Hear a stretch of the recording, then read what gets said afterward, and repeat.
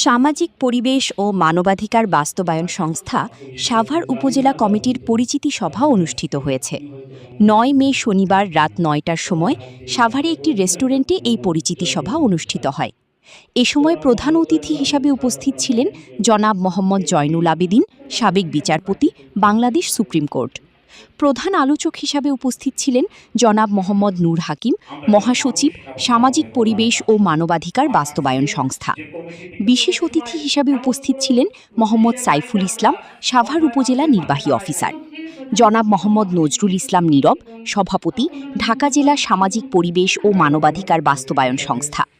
ঢাকা জেলা সামাজিক পরিবেশ ও মানবাধিকার বাস্তবায়ন সংস্থা সাধারণ সম্পাদক আকরাম উদ্দিন খান, মোহাম্মদ উজ্জ্বল ভূঁইয়া, সাইফুল ইসলাম ভূঁইয়া সহ সভাপতি, সামাজিক পরিবেশ ও মানবাধিকার বাস্তবায়ন সংস্থা। ঢাকা জেলা সহ আরও উপস্থিত সংগঠনের উপদেষ্টা পরিষদের সদস্যবৃন্দ সহ সাভার উপজেলা বিভিন্ন সংগঠনের অতিথিরা উপস্থিত থাকিবেন।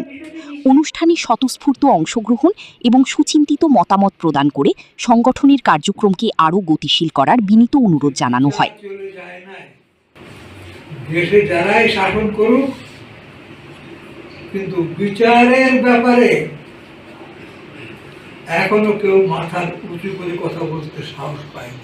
এবং জাতীয় সংবাদপত্র পরিষদের আমি প্রেসিডেন্ট। তো সবাইকে যে সামাজিক পরিবেশ বলি বা মানব অধিকার বলি, তারাই তো আসলে কাজগুলো করবে।